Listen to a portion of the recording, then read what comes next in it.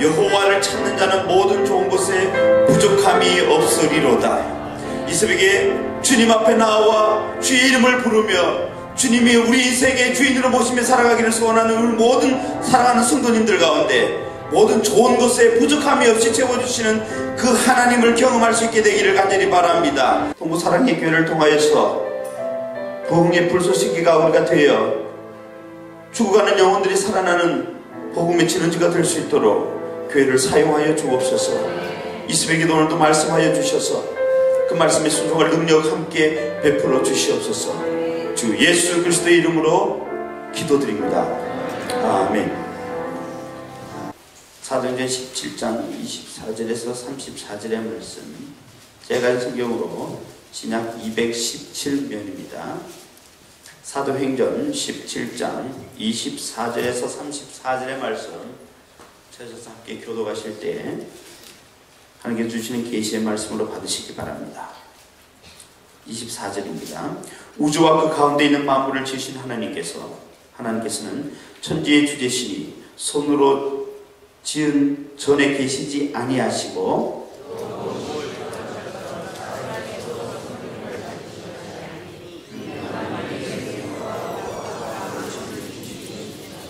그 위에 모든 족속을 한 혈통으로 만드사 온 땅에 살게 하시고 그들의 연대를 정하시며 거주의 경계를 한정하셨으니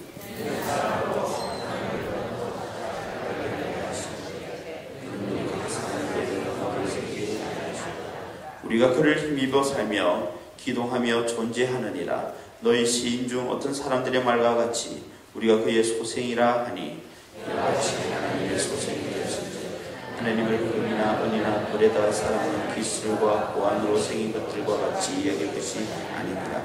알지 못하던 시대에는 하나님이 간과하셨거니와 이제는 어디서든지 사람에게 다 명하사 회개하라 하셨으니 이는 정하신 사람으로 하여금 천하를 공의로 심판할 날을 확정하시고 이에 그를 죽은 자 가운데서 다시 살리심으로써 모든 사람에게 믿을 만한 증거를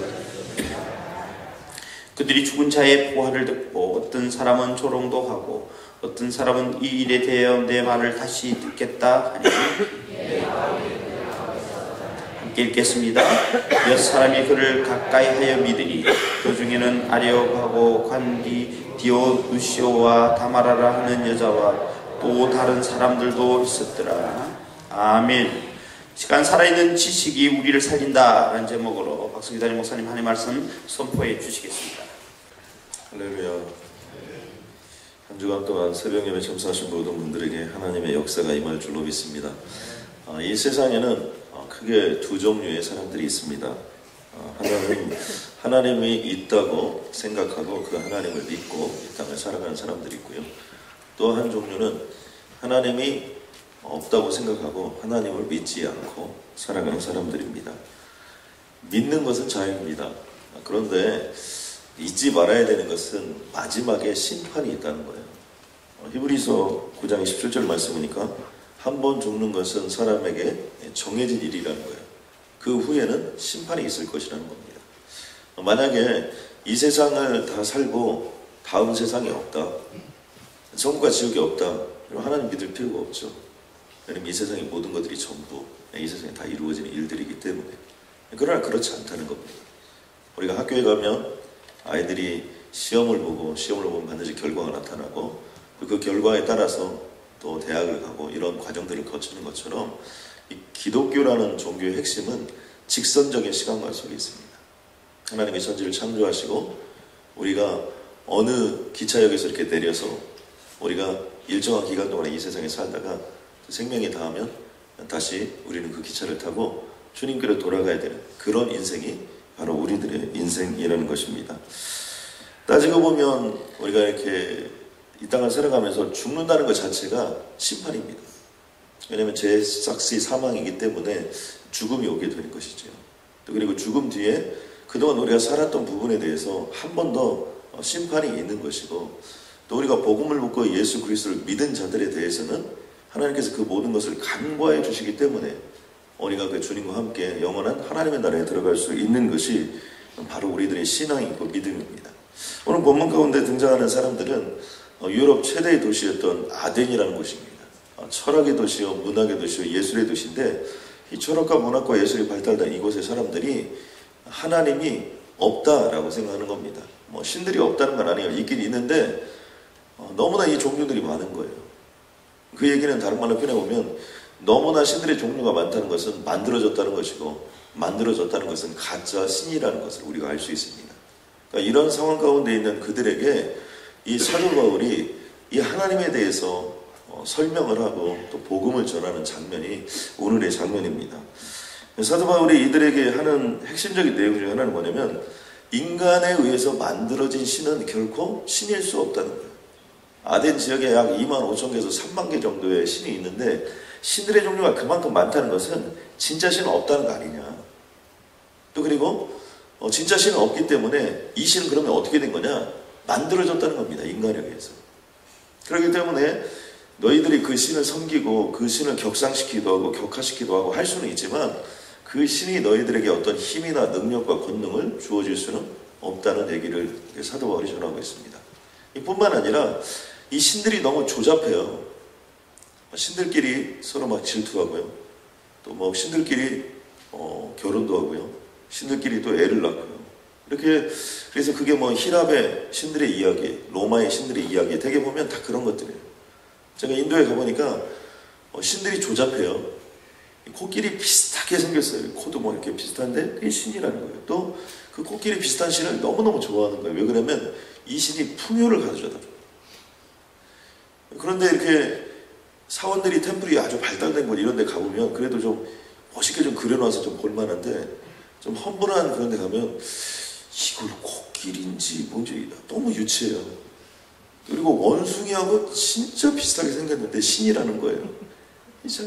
신들이 너무 우스운 거예요, 이렇게.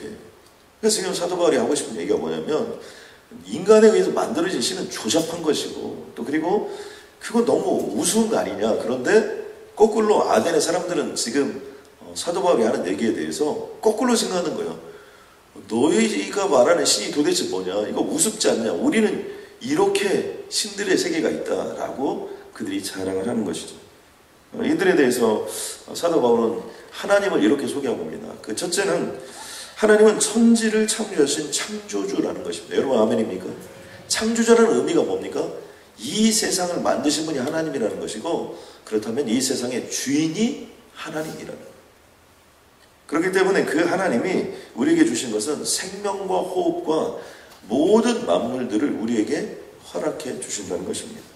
반대로 창조주 하나님이라는 의미는 뭐냐면 인간의 손에 의해서 만들어진 신이 아니라는 거예요.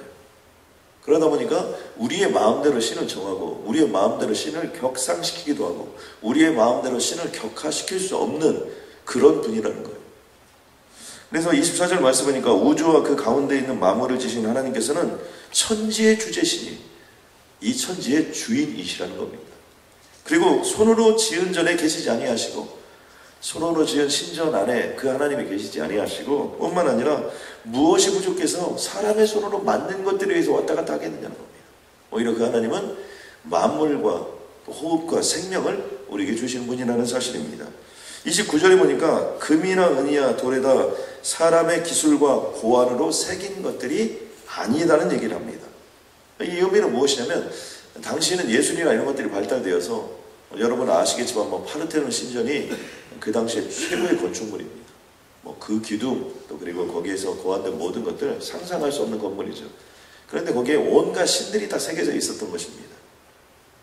그런 것처럼 이런 모습들은 실질적인 삶 속에서 어떤 고안된 신들, 거기에 새겨진 신들, 하나님은 이런 신이 아니라는 거죠. 그렇기 때문에 결코 너희들이 만들어진 어떤 그런 신의 모습으로 하나님을 생각해서는 안 된다, 이런 설명을 하고 있는 거고요. 또 그리고 지금까지 이렇게 모습을 보니까 이 지어낸 것들의 이야기들이 너무나 많이 가지고 그들은 자신의 신들을 섬기고 있는 것입니다. 그러나 우리에게는 하나님의 말씀이 있고 그 하나님의 말씀이 살아서 우리를 움직이고 이끌어간다는 말씀을 선포합니다. 두 번째는 세 가지를 동시에 좀 설명하는데요. 그 의미는 뭐냐면 한 혈통으로부터 우리는 시작되었다는 것입니다. 우리는 아담과 이브로부터 시작이 되었고 한 혈통으로 시작되어서 여기까지 왔고 또 한 가지는 우리를 이 땅에 거하시게 하신 분이 하나님이라는 거예요. 온 땅에 살게 하시고. 또 하나는 우리는 시간이나 공간의 그 주어진 범위 안에서 이 땅을 살아간다는 얘기를 합니다.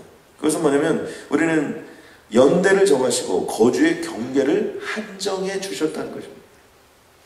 우리가 이것을 통해서 알 수 있는 것은 뭐냐면 하나님은 온 우주를 창조하시고 그 창조하신 하나님께서는 이 땅에 우리를 거하게 하시고 이 땅에 거하시는 그 하나님께서는 우리가 이 땅에서 살아갈 수 있도록 우리를 허락해 주시고 우리를 여기까지 인도해 주셨다는 거예요.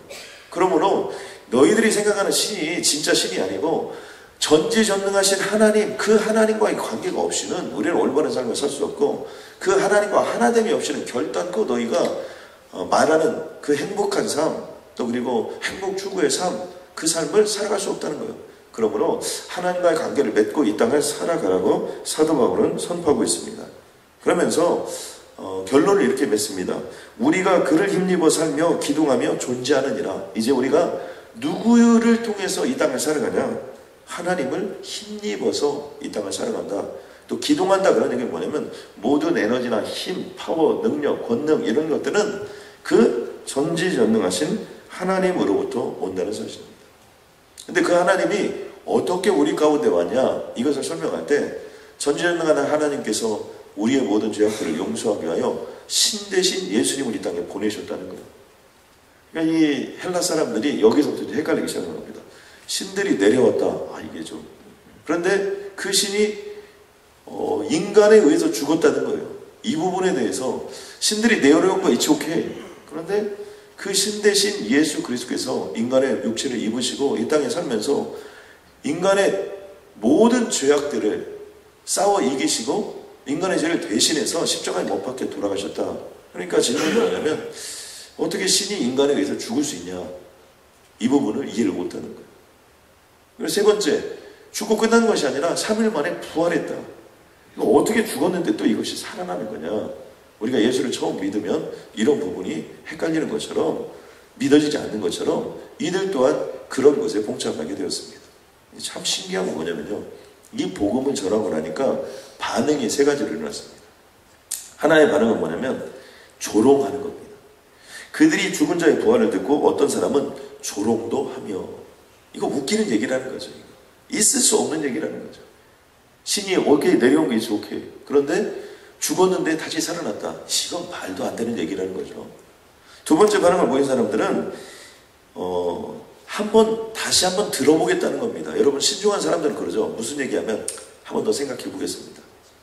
그런데 복음에 대한 어떤 즉각적인 반응을 보이는 것이 아니라 신중함을 기하는 그런 모습들을 보면서 자꾸 뒤로 무르는 거죠. 우리가 하나님에 대해서 신앙생활 하면서 이렇게 모습들을 계속해서 전파하면 어떤 분은 교회를 다니면서도 이거 좀 더 두고 봐야 된다는 거예요. 이런 식의 반응을 보이는 사람들이 있는데 바로 지금 이 사람들의 모습이 그렇습니다.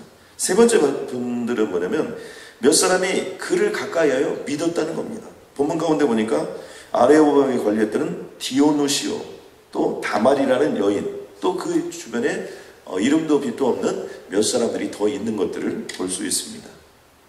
우리가 이것을 통해서 우리가 좀 오늘 본문 가운데서 우리가 좀 붙잡고 가야 될 내용이 있는데요. 첫 번째는 뭐냐면 복음에 대하여 즉각적인 반응을 하는 삶을 살라는 것입니다. 저는 여기 있는 모든 분들이 복음에 대한 즉각적인 반응이 있는 삶을 사시길 주님의 이름으로 간절히 소원합니다. 특별히 마가복음 1장에 보니까 예수께서 이르시되 나를 따라오너라 내가 너희를 사람을 낳는 어부가 되게 하겠다. 이렇게 하나님의 복음을 전했어요. 그런데 제자들의 반응이 어땠습니까? 곧 앤런스라는 단어를 썼는데요. 즉시 그물을 버려두고 예수 그리스도를 따랐다는 것이죠. 이 복음이 무서운 건 왜 복음이 무섭습니까? 이 설명을 딱 했는데 못 알아듣는 사람이 있고 중간에서 신중하지만 결국에는 왔다 갔다 하는 사람이 있고 어떤 사람은 그 복음을 믿었다는 겁니다. 그런데 시간과 세월이 지나보니까 어때요? 그들이 그렇게 제우스 신이다, 먼신이다, 온갖 신들을 얘기했지만 지금 그 신들은 다 어디 있어요? 책 속에 있어요. 신화가 되어버린 거예요. 신이 아니라 지어낸 이야기, 신화가 되어버린 거예요. 그런데 그때 사도 바울이 선포했던 그 복음의 역사는 어떻게 됐습니까? 2000년이 지나고 지금까지도 살아서 하나님의 역사를 이루고 있다는 사실입니다. 여러분 아멘입니까? 그러니까 복음에 대한 부분은, 진리에 대한 부분은 즉각적인 반응이 중요하다는 거예요. 12년간 혈루증을 앓았던 여인이 예수님의 옷자락에 손을 대었습니다. 그 장면을 보면 마가복음 8장에 이렇게 표현합니다. 예수의 뒤로 와서 그 옷가에 손을 대니 혈루증이 즉시 그쳤더라. 즉시 그쳤다는 거예요. 그러면서 예수께서 이르시되 내게 손을 댄 자가 있도다. 이는 내게서 능력이 나간 줄을 알미로다. 예수님께서, 우리가 예수님의 옷자락을 손으로 만졌을 때 예수님의 옷자락을 만지는 동시에 혈루증이 즉시 그쳤고 권능이 그 속에서 나왔던 것이지, 주님께서도 생각해보고 고민해보고 낫게 할게 말게 할게 이러지 않았다는 거예요. 그러니까 혈루증 걸린 여인도 예수 그리스도를 붙잡을 때 그 강력함이 있었고, 즉시 또 그리고 곧바로 어떤 그런 사모하는 마음이 있었고, 주님께서도 그 복음에 대한 반응이 아주 즉각적으로 나타났다는 거죠. 저는 그러므로 이곳에 있는 모든 분들이 주님을 붙잡고 나아갈 때 정말 즉시 행동하는 믿음으로, 실천하는 믿음으로 여러분 나아가시고, 정말 주님께서도 우리에게 즉각적으로 반응하는 역사가 함께하길 주님의 이름을 간절히 소원합니다. 우리는 지금 불황의 시대를 살아가고 있습니다. 그런데 불황이 이것이 처음이냐? 그건 아니라는 거예요. 제가 이번 주에 어떤 분을 봤는데 어떤 분이 그러시더라고요. 자기가 보기에는 이 시대는 불황이 아니다. 왜 그렇게 생각하시냐고 그랬더니 6.25 사변 얘기가 나오기 시작했어요. 제가 그랬는데 이제 6.25 사변 제가 이제 안 겪었잖아요. 그래서 제가 그러시군요. 그런 어려움이 있었군요. 그런데 그분이 저를 보시기에 별로 믿음지 않았던 것 같아요. 갑자기 분위기를 바꿔서 일제시대로 확 올라가시더라고요. 그러니까 6.25 사변에 비하면 이게 뭐 불황이냐. 일제시대에 비하면 이거 아무것도 아니라는 거예요. 자기가 그걸 다 겪었다는 거예요.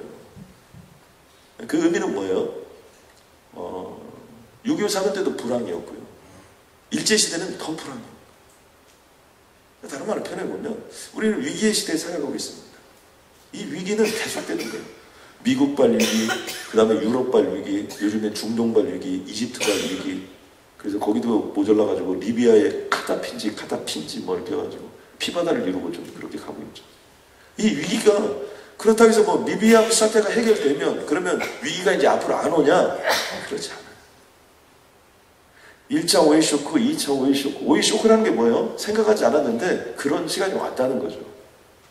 그런데 이미요, 제3차 오일 쇼크에 대해서 많은 사람들이 이미 얘기를 다 했습니다. 우리가 그동안 주의를 기울이지 않아서 그러지, 이거 오일 쇼크가 온다는 거 이미 다 예견이 되었던 거예요. 가장 그 근접한 예를 어디서 찾을 수 있습니까? 그것은 하이브리드 자동차가 나왔다는 거예요. 가스가 계속해서 나온다면 뭐로 그 연구 개발해가지고 하이브리드 자동차를 만듭니까? 전기로 가는 차를 만듭니까? 그것은 뭐냐면 가스의 시대가 끝날 것이다. 이제 더 이상 가스가 인류에서 나오지 않고 나와봐야 그것이 생산성이 없는 시대가 올 것이다. 지금 뭐 가까운데 이렇게 했던 데는요 다 팠습니다. 그냥 이렇게 파이프 넣고 아니면 뭐 가다가 탁 쳤는데 석유가 터져 나왔다, 이런 시대가 있었어요. 그래서 뒷뜰에서 석유가 나오고. 근데 지금 하도 안 나와요. 지금 있는 것들은 다 어디 있는 거예요? 심해 가장 깊숙한 교육분 가장 깊숙한 곳에 있다고. 아니면 저 북극이나 남극이나 이런데 아주 지금까지 인간이 접근할 수 없었던 장소, 이런 데 있는 것이지, 그런 가스를 채굴하냐니까 어떻게 돼요? 너무 생산성이 비싸기 때문에 더 이상 생산성이 없어서 할 수가 없는 거예요. 석유가 없어서 그런 건 아니에요. 그러다 보니까 하이브리드 자동차가 왔고 고유가 시대가 분명히 올 것이다, 다 예언이 되었던 거예요. 그런데 이미 그런 것들이 우리가 리비아 사태 때문에 우리에게 온 거죠. 하고 싶은 핵심적인 내용은 무엇입니까? 위기는 언제든지 오게 되어 있습니다. 중요한 건 뭐냐면 그 시대에도 복음을 들고 그 역사를 이루어 갔던 것처럼 이 시대에도 복음을 들고 우리는 그 역사를 이루어 가는 겁니다. 아멘입니까? 그러니까 진리 안에 우리가 즉각적인 반응하고 진리를 가지고 우리가 즉각적으로 실천하는 삶을 살아가는 것이 훨씬 더 중요하다는 거예요. 새벽기도 해야 되겠다. 어떤 분은 그 얘기하는 데까지 1년, 그 다음에 새벽기도 나오는 데까지 1년, 그리고 실천하는 데 한 1년, 그래가지고 한 3년 돼야 겨우 새벽기도 나오시는 분이 계세요. 근데 어떤 분은 교회에 처음 이렇게 오신 분인데요, 그분은 어느 날 새벽에 주님이 자기를 불렀다는 거예요. 지금 새벽기도 열심히 다니세요, 여러분. 얼마나 좋습니까? 나는 오늘부터 운동을 해야 되겠다. 아무튼 연말부터 계획하시는 분이 계세요. 그래가지고 24hour 피트니스 가서 끝까지 했는데 거기서 끊어버린 거예요. 안 가. 그리고 지금도 늘 만나면 운동해야 된다. 가야 된다. 그러다 주님 오시는 거예요. 뭐 애꿎은 배만 가지고 막 괜히 막 열받고 흥분하고 이렇게 그럴 필요가 없어요. 그 진리라는 거, 우리가 어떤 부분에 대해서 뭘 해야 된다는 거, 이런 부분을 알았다면 너무 주저주저하고 너무 생각할 필요 없어요. 근데 새벽기도 가야 된다. 그러면 그냥 가면 돼요. 운동해야 된다. 여러분 오늘 집에 가면서 운동하면 되는 거예요. 아, 나 정말 한번 결단하고 운동해보겠다. 그럼 여러분 차를 놓고 한번 걸어가 보세요. 그러면 되죠. 뭐든지 실천하는 게 중요하잖아요. 아, 차를 놓고 걸어가면 어렵다. 그러면 여기서 차 놓고 여기 한 3바퀴만 돌고 집에 가세요. 여러분. 아, 오늘은 내가 정말 기도를 좀 잠 깨고 한번 해봐야 되겠다. 그동안 잠자면서 자는지 마는지 이렇게 기도를 했는데, 그럼 여기서 여러분 돌면서 얼마든지 기도하면 되잖아요. 저는 여기 하루에 몇 바퀴씩 돌고 기도하고 있습니다. 하나님이 역사에 달라. 여러분 아멘입니까? 아, 실천하면 되는 거예요. 이뻐지고 싶다. 바르세요. 여러분. 뭘 걱정하세요. 여러분 콜라겐도 있고요. 요즘에 얼마나 좋은 것들이 많이 나왔네요. 그냥 바르시면 돼요. 여러분. 뭔가 해보겠다 그러면 해보는 거예요. 여러분. 언제까지 그거 뭐 계획하고 준비하고 이런 필요가 없는 거예요. 즉각 하는 거예요. 또 한 가지는 진짜 살아있는 신지식을 가지라는 거예요. 여러분의 지식이라는 단어에서 신지식이라는 단어는 뭐냐면 부와 재화를 만들어낼 수 있는 지식을 신지식이라고 합니다. 공부를 열심히 했는데 그리고 아무 일이 일어나지 않았다. 이것은 죽어있는 지식이라는 거예요. 신지식이라는 건 나는 꿈을 이루고 싶다. 그 공부를 통해서 꿈을 이루는 지식, 이걸 신지식이라고 합니다. 그래서 경쟁력을 키우라는 것이죠. 요즘에 인터넷이 발달하다 보니까 여러 가지 현상들이 있습니다. 우리는 인터넷을 통해서 또 스마트폰을 통해서 그냥 정보에 빨리 접속을 하게 돼요. 근데 사람들의 실수는 뭐냐면 이런 것들이 우리를 똑똑하게 만들어준다고 생각한다는 거예요. 그러나 잘 생각해 보면요, 정보를 빨리 찾는다는 것과 그 정보를 통해서 깊은 지식을 갖는 것과는 다른 얘기라는 거예요. 최근에 나온 책 중에 니콜라스 카가 쓴 생각하지 않는 사람들이라는 책이 있습니다. 이 사람의 연구에 보면 인터넷 시대가 되면서 오히려 사람들은 더 생각하지 않는다는 거예요. 스마트폰이 나오다 보니까 신문들이 잘 안 읽습니다. 근데 저는 신문, 저 어렸을 때도 뭐 신문 칼럼 같은 거 있고 또 그런 것들을 잘하면 논리적인 사고를 가질 수 있다고 해서 저희 아버님이 꼭 신문 사설을 읽으라고 그랬어요. 그래서 제가 신문 오면 맨날 사설 오려가지고 그거 줄쳐가지고 서론본론 결론하고 어떻게 주장해야 되나 이런 거 맨날 이렇게 그런 거 보고 맨날 연구하고 그 다음에 좀 좋은 거 나오면 오려가지고 또 그거 붙여 스크랩하고 그랬어요. 요즘에 누가 합니까? 인터넷에 그런 것들이 다 나와 있는데. 그런데 정보를 신속히 접하는 거하고 내가 진짜 신지식을 가지고 내 꿈을 이루는 건 다르다는 거예요. 스마트폰이 나왔지만 웃기는 얘기라는 거예요. 이 니콜라스 카가 얘기하는 얘기는 스마트폰이 나와서 모든 인간은 더 스마트해지지 않는다는 거예요. 더 좀 리얼하게 거기에 필체가 표현된 대로 얘기하면 더 멍청해진다는 거예요. 더 바보스러워진다는 거예요. 그러니까 인터넷 없으면 우리는 아무것도 못합니다. 이제.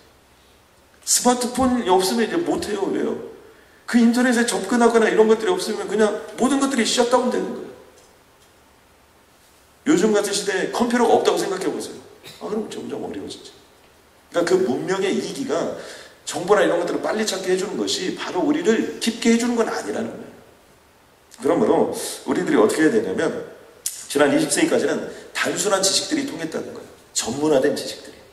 그래서 20세기에서 21세기 오면서 지식들이 어떻게 변했냐면 더 전문적에서 막 쪼갰습니다. 그래서 우리 과도 보면 뭐 이거와 막 다 달라요. 그러면서 전문화의 길을 걸어갑니다. 그런데 그 전문화를 가다 보니까 숲을 못 보는 거예요. 나무는 봤는데 나무는 뿌리가 어떻게 생겨 이런 거 보는데 숲을 보지 못하는 거예요. 그러니까 지식이 어떻게 되냐면 너무나 단편적이 되는 거예요. 코끼리가 있는데 어떤 사람은 코끼리 발톱만 평생 동안 연구다 주는 거예요. 그리고 진짜 코끼리의 모습을 제대로 보지 못한 데 가는 거죠. 이 지식이 계속해서 전문화되는 것은 단편화되는 피해를 당한다는 거예요. 그래서 요즘에 21세기 와서는 어떤 지식이 굉장히 통용되고 있냐면 통섭적 지식이라는 것이 많이 되고 있습니다. 이것은 뭐냐면 전체를 볼 수 있는 지식을 갖는 것이 중요하다. 그래서 요즘에 많이 연구되고 있는 것이 인문학의 연구가 많이 있습니다. 사람에 대한. 예전엔 리더십이 뭐 카리스마적 리더십이냐, 온유한 리더십이냐, 또 서번트 리더십이냐 이런 부분에 대한 관심이 많았어요. 그런데 요즘에 어떻게 됩니까? 그런 거 연구하지 않아요. 연구해봐야 별게 없다는 거예요. 중요한 건 사람이라는 거예요. 그 사람이 누구냐? 그 사람 자체가 어떤 상임의 배경을 가지고 있었냐? 인문학이 발달하는 겁니다. 그러니까 통섭적이고 전체적인 부분의 지식들을 가지고 가는 거죠. 자, 여러분, 인간을 어떻게 이해할 수 있습니까? 이 미래가 어떻게 될 것을 우리는 알 수 있습니까? 그것은 바로 하나님입니다. 여러분 아멘입니까? 사도 바울이 지금 무슨 얘기를 하는 거예요? 하나님으로부터 우리는 왔다는 거예요. 하나님께서 말씀하신 것이 성경이라는 거예요. 그 하나님을 통해서 살아간다는 거예요. 그리고 그 하나님께 돌아간다는 거예요. 그러니까 너희가 진짜 지식을 가지려면 하나님으로부터 시작하라는 거예요. 저는 그러므로 21세기야말로 우리 크리스찬들이 가장 파워풀하게 쓰임받을 때가 되었다고 저는 믿습니다. 왜냐하면 하나님이야말로 온 우주의 시작이요, 온 인류의 시작이요, 모든 위기적 상황을 극복할 수 있는 모든 내용이 이 말씀 안에 통섭적 지식으로 들어가 있는 거예요. 그러므로 성경 안에 없는 이야기가 없어요. 이 세상에 있는 모든 이야기들은 다 성경에서 빠져나온 이야기라고 해도 과언이 아닙니다. 호세아 6장 3절에 보니까 그러므로 우리가 여호와를 알자, 힘써 여호와를 알자. 왜 그렇습니까? 하시면 새벽빛같이 어김이 없나니 비와 같이 땅을 적시는 늦은 비와 같이 우리에게 임하시느니라. 하나님의 타이밍이 되면 반드시 하나님의 역사하고 그 역사하는 모든 이야기들이 이곳에 들어있다는 거예요. 저는 그러므로 여기 있는 모든 분들이 힘써 여호와를 알므로 말미암아 이 시대에 통섭적 지식을 가지고 하나님 앞에 쓰임받는 역사가 임하길 주님의 이름 간절히 소원합니다. 우리 마음으로 마음심을 한번 기도하겠습니다. 하나님이 지난 한 주간 동안 새벽을 깨우고 주님의 이름으로 오신 분들에 대하여 하나님이 기억하시고 여기까지 인도하여 주신 줄로 믿습니다. 천지를 창조하신 그 하나님께서 지금도 창조의 역사를 계속해서 나가십니다. 하나님이 온 우주를 만드시고 나를 만드셨다면 그 하나님이 지금 나에게 가장 좋고 가장 귀한 것을 주신 길로 우리를 인도하여 주실 줄로 믿습니다. 하나님 나를 사용하여 주옵소서, 나를 써 주옵소서 기도하면 사도 바울처럼, 베드로처럼, 빌립처럼, 도마처럼, 또 그리고 요셉처럼, 다윗처럼 하나님이 우리를 사용하여 주실 줄로 믿습니다. 하나님 감사합니다. 이 마지막 시대에 주님 한 분을 붙잡고 나아갈 수 있도록 인도하시면 감사합니다. 진리는 사도 바울의 시대도 진리요, 이 시대도 진리인 줄로 믿습니다. 복음은 그 시대도 모든 사람들을 변화시켰고 모든 기적의 원동력이 되었던 것처럼 오늘 이 시대에도 복음만이 우리의 기적의 원동력이 되고 복음을 통하여 모든 힘을 얻고 복음을 통하여 모든 역사가 나타나게 될 줄로 믿습니다. 복음 대신 주님 내 안에 들어와 나를 사로잡아 주시고 인격적으로 주님을 만나게 하시니 주님 감사합니다. 한 주간 새벽제단을 주님께 올려드렸습니다. 주님 감사합니다. 이번 금토일 주말에 폭발적으로 일어나는 주님의 영광을 보게 하여 주시옵소서. 안전병에 일어나는 기적을 보게 하여 주시옵소서. 눈먼 자가 눈을 뜨는 기적을 허락하여 주시옵소서. 아버지 하나님 똑똑하다고 세상에 지식 있는 자들이 주님을 찾고 그곳에 무릎 꿇고 영광의 주님을 만나는 귀하고 복된 주말 되게 하여 주옵소서. 가정에서 자녀들과 함께 기적을 경험하게 하여 주시옵소서. 하는 일들마다 기적의 소식들을 듣게 하여 주시옵소서. 아버지 리비아의 전쟁을 그쳐주시고 아버지 더 이상 그 잘못된 지도자들로 말미암아 더 이상 유혈이 낭자하지 않을 수 있도록 주께서 지켜주시고 보호하여 주시며 그 전쟁을 그쳐 주옵소서. 예수님의 이름으로 기도드렸습니다. 아멘.